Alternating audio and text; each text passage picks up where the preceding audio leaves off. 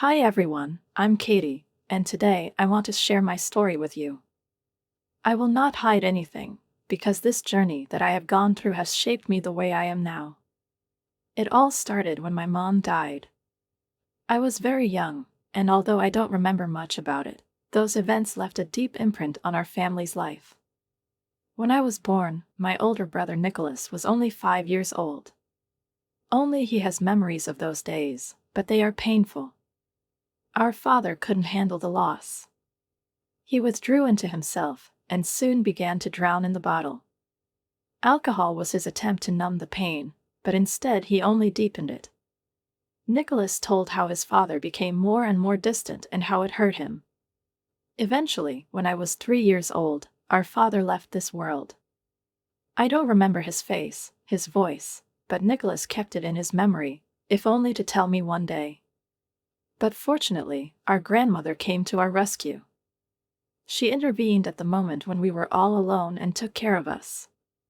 There was life, care, warmth in our house again, and even though we had enough money thanks to the inheritance that our father left, it was grandmother's love that gave us a real sense of home. Nicholas grew up quickly. He was so responsible and purposeful. I've always looked at him with admiration. When he went to college, I was still in high school. My grandmother and I were proud of him. He became a symbol of hope for our family, that we can move forward despite the losses. Meanwhile, I stayed with my grandmother. She became my comfort and support. We were inseparable, and her wisdom and care helped me get through all the difficult moments. When I graduated from high school, there came a moment that felt both exciting and disturbing, the moment when I had to leave home and go to college. Leaving Grandma was hard, she was my world, but I knew it was a step that had to happen. In college, everything swirled in a whirlwind: new people, studies, parties. However, life never ceased to amaze, and soon I was faced with a new loss. My grandmother passed away. It was expected, because she was already old, but this loss left a void in my soul, as if a part of me had disappeared with her. Nicholas had already left for another city, found a job, and I was left alone in our orphanage. Left alone, I felt lost, like many people in their 20s. The time after college was filled with uncertainty. I started working in a small boutique, and although my life was calm and measured, it did not bring the pleasure that people dream of in their youth. There were no wild parties, no serious relationships, just work and home. This suited me until that rainy day when Mickey, came into our boutique. A blond man with ocean-colored eyes, soaked all over, with raindrops running down his face and clothes, he entered, trying to wipe his wet hands. I, a little confused by the unexpected guest, asked, "Hello. How can I help you?" He smiled, despite the awkwardness of the situation, and shrugged his shoulders and replied, "Sorry for this wet mess. I didn't expect such a downpour. Do you have a towel?" I assumed it took us almost 50 minutes to find the perfect dress for Mickey's sister. We went through the hangers with bright patterns together, laughing and sharing our thoughts. Mickey turned out to be a pleasant conversationalist. His lightness and natural openness created an atmosphere of ease. As we approached the cash register, I noticed that he leaned a little closer, as if hesitating to ask an important question. His voice became quiet and slightly nervous. "Hey, Katie, I've been thinking. Would you like to have coffee with me sometime?" I felt my breath catch in surprise, but I quickly controlled myself. "Oh, of course, I would love to," I replied, feeling a slight flutter inside. Mickey smiled and, looking straight into his eyes, asked, "Great. Can I get your number so we can arrange a time?" "Of course," I said, handing him my number, almost not believing that this moment was really happening. And that's how I met Mickey, the man who could be my husband. Our acquaintance began with a simple cup of coffee, and to be honest, it was probably one of the bravest things I've ever done at that time. I was usually careful with strangers, but something in his eyes and demeanor inspired me with confidence. Fortunately, Mickey didn't turn out to be a serial killer. That was definitely a plus. Right after that first coffee, we started spending more and more time together. We got to know each other better, and I discovered him more and more every day. I soon found out that his life story was somewhat similar to mine. Mickey, like me, lost his mother when he was very young. His father raised him and his sister Julie alone. However, unlike my family, Mickey's father was originally from Switzerland. He moved to the USA after he met and fell in love with Mickey's mother.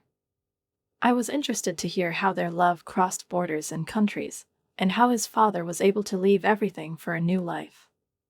Mickey worked in the corporate world and was quite successful, but what really impressed me was his kindness. He was incredibly attentive to others, always trying to help or support. It was evident in every little thing, how he behaved with colleagues, friends, or even with strangers. It was always a pleasure to be with him. Our casual meetings gradually turned into something more serious. We started spending whole weekends together, sometimes staying at my house, just enjoying each other's company. Everything was going smoothly between us. We were getting closer and closer every day. One of those days, I invited Mickey to dinner with my brother Nicholas. It was the first weekend Mickey was supposed to meet him, and I decided this was the right time to officially introduce him as my boyfriend. When we arrived at Nicholas, he greeted us with a smile. "Hey, Mickey," he said, shaking his hand firmly. "It's nice to finally meet the guy my sister is crazy about. I'm glad I can put a face to the name now." "Likewise, Nicholas," Mickey replied, laughing lightly. "How are you?" "Everything is fine. My own business keeps me busy. It feels like I'm raising a child," Nicholas winked and added, "but I'm glad you're keeping my little sister company now."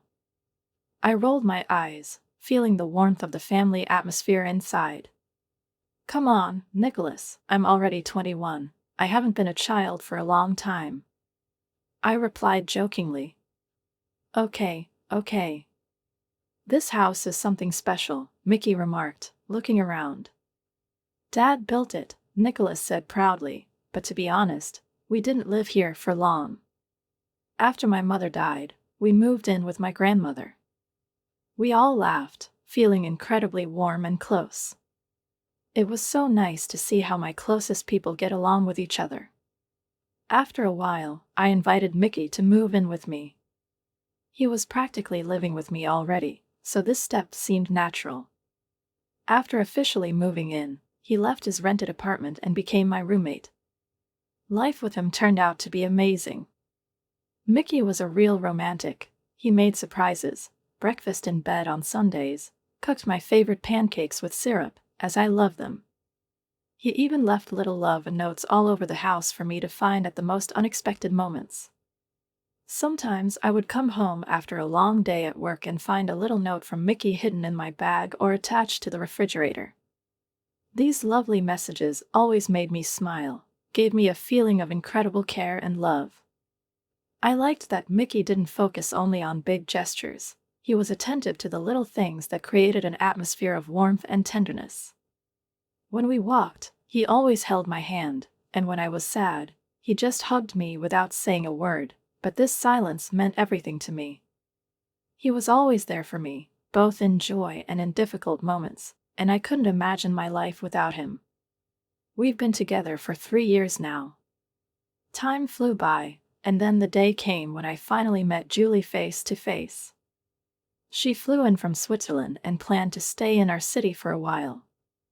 We had already talked on the phone several times, but her voice seemed cold to me, and the conversations were awkward. Mickey assured me that Julie was much more pleasant in person, and asked me not to worry, but my fears remained anyway. When Julie arrived, I tried to pull myself together. I greeted her with a friendly smile, but immediately felt something in the air change when she started talking to Mickey in Romance. Their conversation was lively, and standing next to me, I felt completely lost, as if I didn't exist here.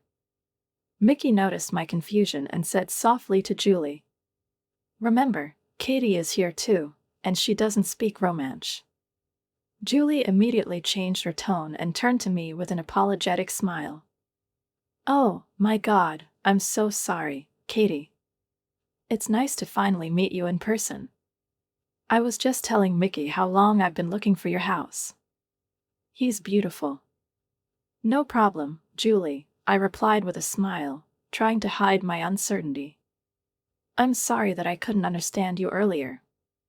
Julie looked pleased. Mickey, you and Katie are the longest relationship my brother has ever had. Katie, you must be really special. Mickey looked at me with a gentle smile and, lightly touching my hand, said, "What can I say? She really is like that." This night was full of new sensations. Although Julie and Mickey continued to speak their own language from time to time, I realized that it wasn't because they disliked me, it was just how they were used to communicating. Nevertheless, I felt out of place, as if I was superfluous in their small world. That's when I decided that I needed to do something. I wanted to be a part of Mickey's family, not only nominally, but also for real. I started taking romance language lessons online in secret from everyone except Nicholas. It wasn't easy, unlike Italian, which I studied a little in high school. Romanesque seemed to me a completely new and difficult challenge. But I worked hard, despite the busy schedule at the boutique and the preparation for an important event in our lives. Mickey, meanwhile, was preparing a huge surprise for me. He was planning to propose. We had been together for more than 3 years, and he felt that the moment had come when we could take the next step. One day, Mickey invited me to the beach, where our close friends, Nicholas and even Julie, were supposed to gather. I didn't know what was behind it until I found out that Mickey had already talked to my brother, asked for his blessing and promised to take care of me forever. This moment was one of the most special in my life. When Mickey got down on one knee and asked if I would marry him, tears of joy filled my eyes. I answered yes, without hesitating for a second. After this proposal, we immediately plunged into planning our wedding. We decided to get married in 2 months. Some might say that it was too fast, but we both dreamed of a winter wedding, and we just didn't want to postpone it to a later date. Organizing a wedding turned out to be an exciting and tedious process at the same time. We chose the perfect place for the ceremony, discussed the guest list and dozens of little things, each of which seemed important. With Mickey's help, I coped with all the planning difficulties. In addition, I continued my secret romance lessons, trying to do everything to fit in better with his family. Although I was still far from perfect, I began to understand the language a little. I knew I had a long way to go, but I wasn't going to give up. My little sister is getting married, Nicholas exclaimed one day when we were discussing the upcoming wedding. Yes, I replied, smiling at him. Do you believe that? He hugged me gently. You've always been strong, Katie. You deserve to be happy. I wish Mom and Dad were here to see this day. They'd be proud of you. I know, Nicholas. And I wish they were there too. But I'm grateful that you're here. You were always there for me, and I couldn't have gone through all this without you. Hey, Katie, do you remember how I always beat you in basketball? Nicholas asked with a grin. Oh, yes, how could I forget? I laughed, remembering our childhood arguments and games. But look at us now. Now I'm winning the game of love, just a couple of weeks before the wedding. By the way, how is your Roman? He continued teasingly. You know, it's not that bad, I said, smiling, trying to hide my little secret from him. I haven't told Mickey yet, but I plan to surprise him with a speech in Romansh at the wedding. Wow. I see how you're trying your best for love. Nicholas was clearly enjoying the situation, teasing me a little. You know me, I replied with a grin, pretending that all this was easy, although in fact I sometimes lacked patience. Okay, but seriously, Nicholas said, changing his tone to a more thoughtful one. Mickey is a really good guy. We've talked a lot, and I'm sure he'll take good care of you. I snorted, deciding to tease my brother in response. Hey, Why are you getting so close to my future husband behind my back? Okay, he laughed. I'm hanging up the phone. Good luck, sis. For days before the wedding, I am completely immersed in the chaos of the last preparations. Every moment was full of worries, checking the guest list, choosing colors, discussing the menu. I wanted everything to be perfect. Mickey was next to me, helping with the organization, when suddenly the doorbell rang. I'll open it, Mickey said, and left for a moment. When he returned, he brought Julie. Hey, Julie, I said, surprised. I didn't expect to see you here. I came for Mickey, she replied calmly, something elusive in her tone. Why? I asked, slightly wary. There are only 4 days left before the wedding. Isn't Dad flying in tonight? Yes, he's flying in, she nodded. And don't forget, the groom can't be with the bride the night before the wedding. Mickey suddenly started up, his face lit up with a mixture of excitement and confusion. Oh, yes, I almost forgot about it, he said, a little flustered. I'm going to pack my things. Will you have some coffee? He quickly went upstairs, leaving Julie and me alone. I went into the kitchen to make us coffee, trying to distract myself from the strange tension that hung in the air. Katie, Julie said suddenly, her voice softening. I wanted to say that I'm sorry if I seemed cold or distant to you. To be honest, I'm glad you're part of our family now. Oh no, Julie, you weren't cold at all, don't worry, I replied, trying to sound casual. She looked at me a little slyly, as if she was hiding something, but decided to add. Come on, don't be too polite. I know I can be tense sometimes. I'm just very protective of Mickey. I understand, I said, nodding. My brother Nicholas is the same. Julie smiled, her face softened. Anyway, Father is looking forward to meeting you both. He is so glad that he will be able to attend the wedding. This is a big event for the whole family. When Julie and Mickey finally left, I was left alone in our house. The sun was still high, and I felt that I needed to rest. I lay down on the couch, hoping to take a nap while listening to my favorite show. But before she could relax, she noticed that Julie had left her glasses on the kitchen table. I thought about texting her, but I remembered that I had to go to the florist anyway, and decided to take her glasses myself later. After a few hours of sleep, I got dressed, grabbed my car keys and headed towards the florist. The floral arrangements were simply magnificent. I admired their beauty and the impeccable work of the florists who tried so hard for our special day. Then I went to Julie's apartment to give her the forgotten glasses. The doorbell didn't work, it was probably broken, so I tried to turn the handle. To my surprise, the door opened easily. The apartment was quiet, Julie and Mickey were nowhere to be seen. However, there were voices coming from the balcony from the depths. They spoke Romance, and I, already well versed in it, was able to understand most of their conversation. The words I heard made me freeze in place. We finally have her where we want her, a female voice was saying, no doubt belonging to Julie. Her brother is dying, and she has no idea how we will use her.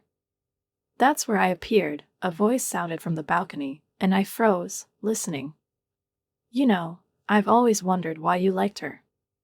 She's just a sad, lonely orphan with the most boring life, the voice continued, its tone full of contempt. But now I see your plan. We could do great things with this money. Divorce is always an option. My feet felt rooted to the floor. Everything that was happening seemed like some kind of terrible dream. I heard another voice, a man's, mutter. I had doubts about the whole situation, but when her brother called me and told me about his kidney problems, I became more confident. You're very cunning, Julie. This money can change everything. We will no longer be stuck in our dead-end corporate jobs. This legacy is our ticket to something more. I will support you if everything goes as we plan. Suddenly, Julie's voice changed. Her tone became more tense. Wait a minute.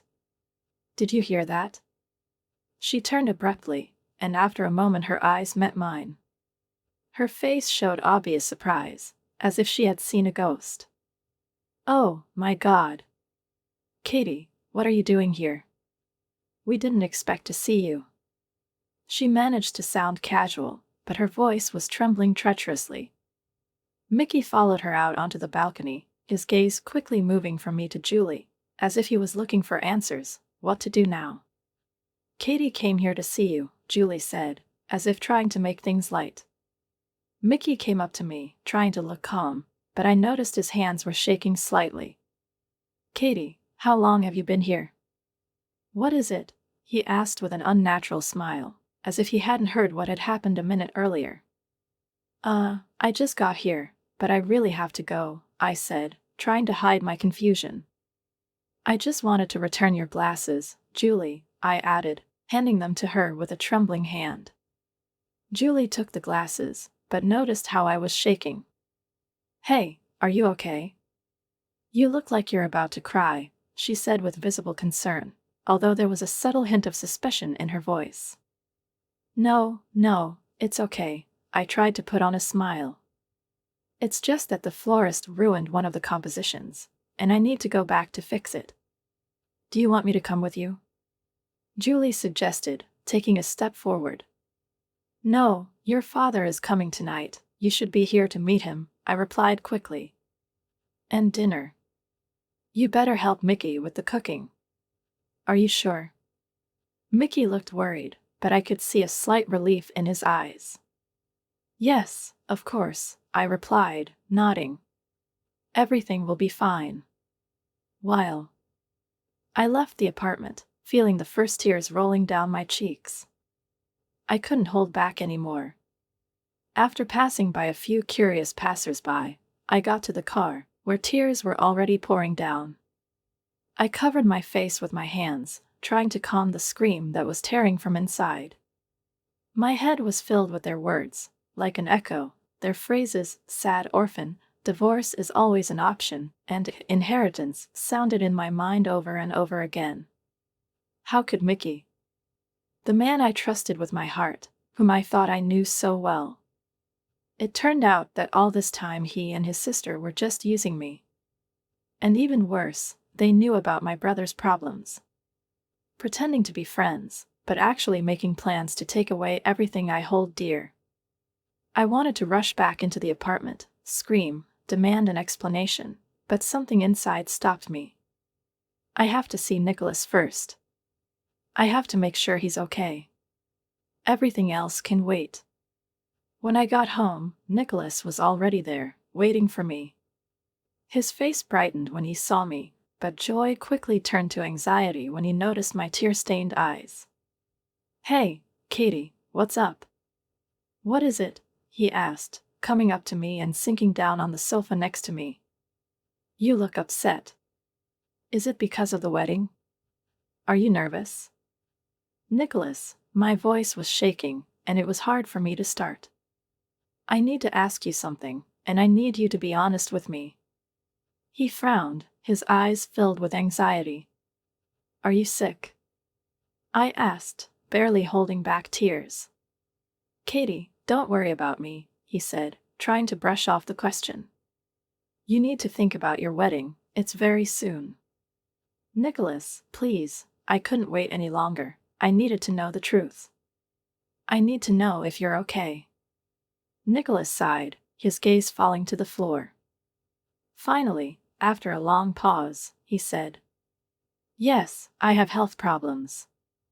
Recently. They said I had kidney problems. Kidney problems?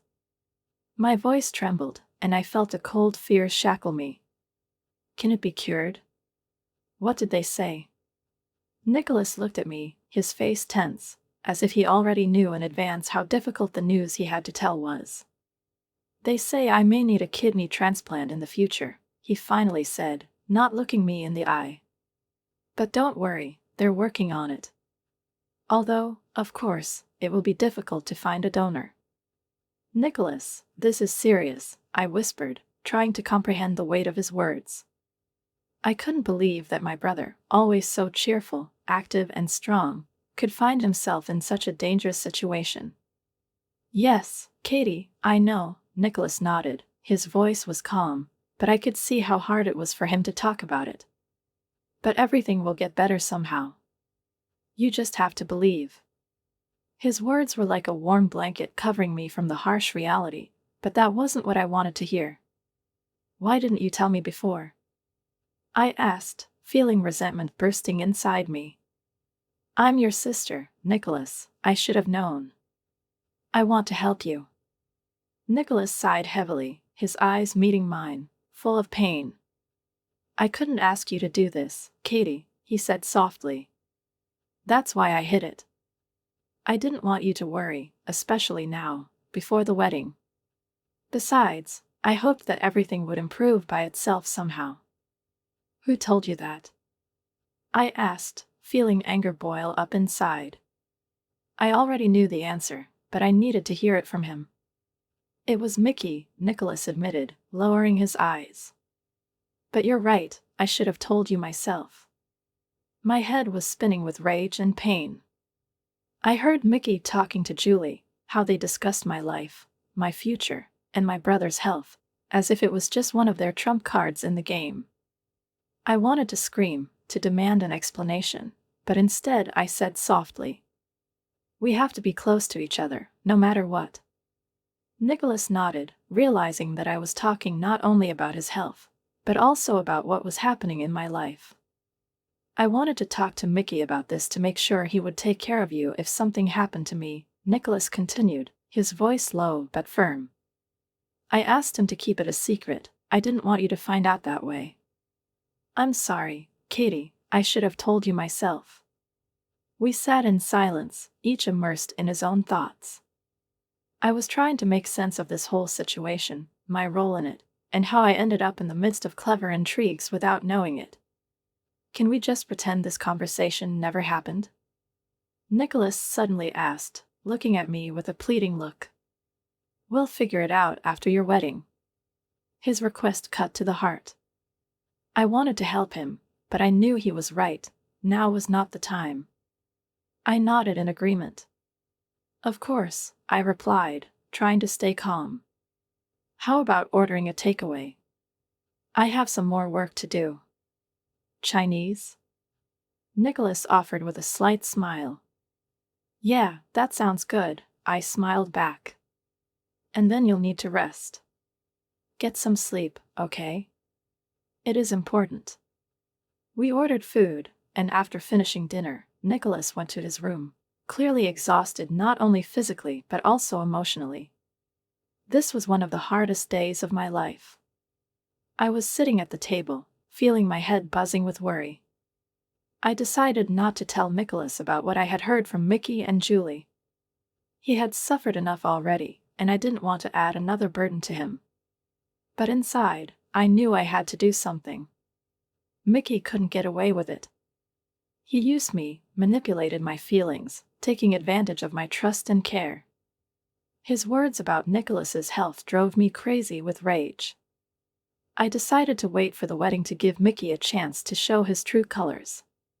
My plan was simple, to expose him in front of all the guests, to show everyone what kind of person he really was. Let his own actions be his punishment. Finally, the big day has arrived. I was standing in front of the mirror in my wedding dress, looking at my reflection. My smile was fake, but I did my best not to let anyone notice. A hurricane was raging inside me. How could I marry a man I now despised? But it was my only chance to expose him. My bridesmaids were bustling around, enthusiastically discussing every detail of the upcoming event. One of them brought champagne, offering to drink to the event, but I couldn't concentrate. The mood in the room was tense. There was not much time left before the first glance of the bride and groom, or rather, the last one. Nicholas was supposed to walk me down the aisle, and I realized that it was better to tell him about my plan now, before the ceremony began. I motioned for the bridesmaids to leave, leaving us alone. "Nicholas, come in," I called softly, and he immediately responded, his face showing concern. "What's going on, Katie?" "What is it?" he asked, coming closer. "You look tense. Do you need to talk?" I took a deep breath, gathering my thoughts. I knew he would understand, but I still felt the burden of responsibility for what I was going to say. "Nicholas, I have something very difficult on my mind.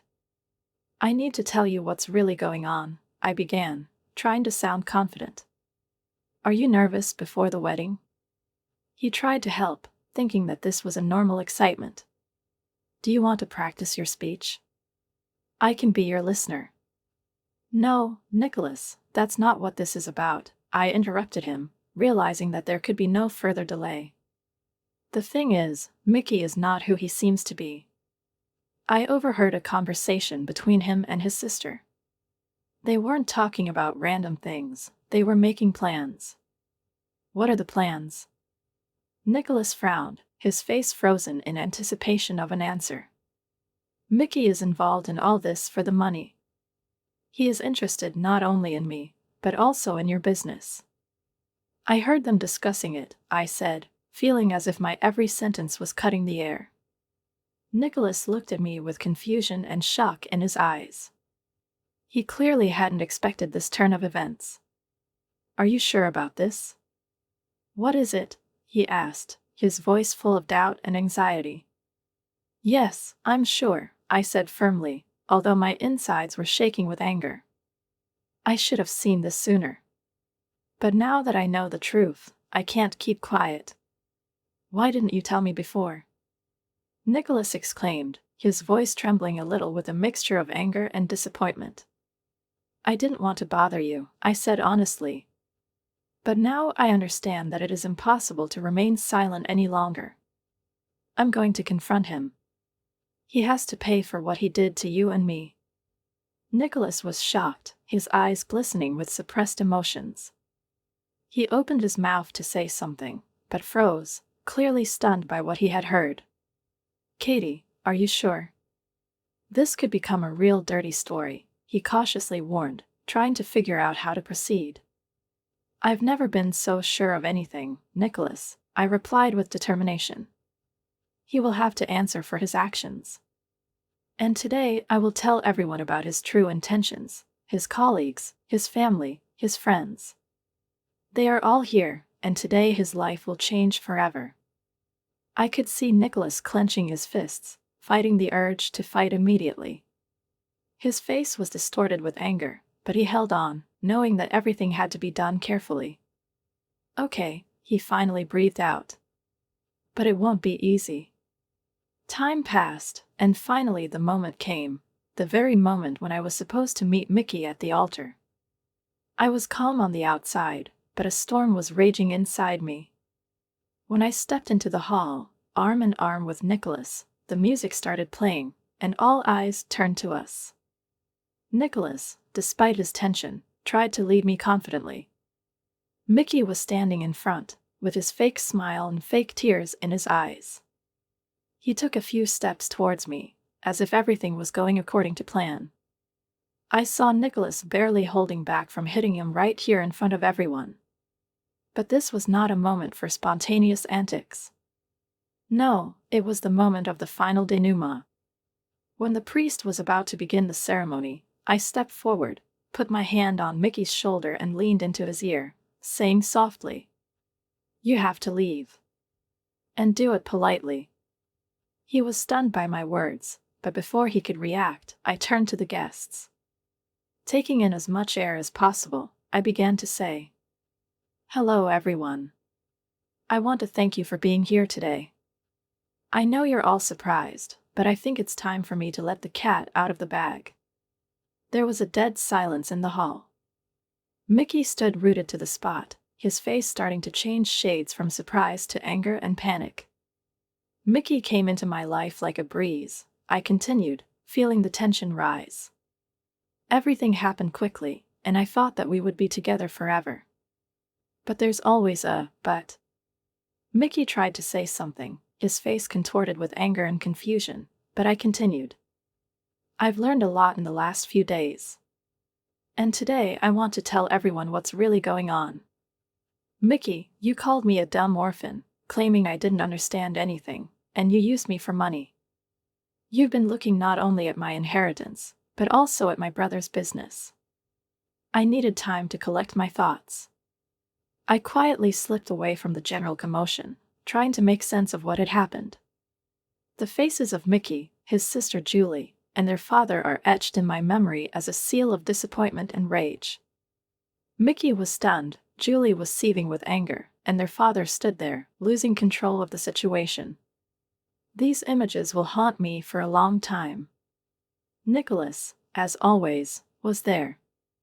He helped disperse the guests, calmed the upset relatives, found words to at least smooth out the heated atmosphere a little. When I finally got to my wedding room, where I was expecting a completely different end to the day, loneliness enveloped me like a heavy blanket. I sat down on the edge of the bed, and the tears that I had been holding back all day finally found a way out. It seemed that this stream would never end. I sobbed into my pillow, realizing that my life had turned in the opposite direction, which I could not have predicted. But suddenly a light knock on the door interrupted my solitude. I wiped away my tears and hesitated, not knowing whether to open it. I expected to see Nicholas ready to offer another shoulder to comfort me. However, to my surprise, Mickey was standing in the doorway. His face was contorted with anger and disappointment. He didn't look at all the confident man he had been a few hours ago. His voice trembled with pent-up emotions. "Do you understand what you've done?" he said, clearly upset. "My father is furious, and Julie is beside herself with anger. You've ruined everything." I looked at him carefully and, keeping calm, replied, "And whose fault is it, Mickey?" "I just told the truth." He stepped closer, a mixture of anger and panic on his face. "You could talk to me alone. Why was it necessary to put on this show in front of everyone? Now I don't even know how to move on. My boss was already mad at me, and now this could be the last straw. I'm not sure I'll find a job, and I don't even have my own place," he pleaded, his voice full of despair. "Here's the thing, Mickey. You don't see the point," I said, feeling the bitterness building in my chest. "You weren't with me for love. Your intentions were dirty from the beginning, and now you have to reap the consequences." He looked at me, clearly realizing that the situation was hopeless, but at the last moment his face contorted with anger. "Congratulations, Katie. You've ruined everything. I hope you and your stupid brother suffer for the rest of your days." He spat angrily in my direction and turned to leave. "Get out, Mickey," I said coldly, feeling my hands tremble. "I don't want to see your face anymore." He slammed the door with such force that the echo of his departure rang in my head for a long time. The rest of that day dissolved into an alcoholic haze. I finished another bottle of wine, sitting all alone, waiting for Nicholas to return after seeing off the guests and cleaning up the mess left after this nightmare. The weeks after the failed wedding were spent in confusion, tears, and the support of loved ones. My friends and family were there, but the inner devastation seemed insurmountable. However, life continued to put new challenges in front of me. Nicholas's health was in danger, and when I felt that I had gained strength, he offered me to take a vacation to spend time with him. We went to the doctors to find out if I could become a kidney donor for Nicholas. Alas, I did not come up. It was another blow, but I knew I had to be strong. Nicholas has always been by my side in difficult moments, and now it's my time to support him. The years after that were filled with trials. We have been fighting his illness for 5 years. There were days when I had to drop everything and be with him. But all these sacrifices seemed insignificant compared to what he meant to me. We went through the hardest times, and now, 5 years later, I heard his joyful voice on the phone. "Katie, you won't believe it. The doctors just called me. A donor has been found. The operation is scheduled for next week. The world around me seemed to freeze. I could barely contain my joy. Finally. Nicholas, I'll be with you. You've been so strong all these years. I'm so happy, I said, smiling through my tears. Fate gave us this chance, and I was grateful for it. Since that nightmarish wedding ended, life has slowly begun to improve. I completely focused on my career, left the architectural firm and started designing clothes for advertising. My personal life has improved too. I met a man who brought warmth and understanding into my life. As for Mickey, the last time I heard about him was about 3 years ago. He was going through difficult times, called me drunk and blamed all his troubles on me. But for me it was a long time ago and it doesn't matter. I stopped being the confused girl I was on the day of the failed wedding. Now I am in a better condition, both physically and mentally. Life has taught me a lot, and I would like to give advice to those who read my story. Always keep good intentions in your heart. No matter what happens, whether it's good or bad times, everything comes back.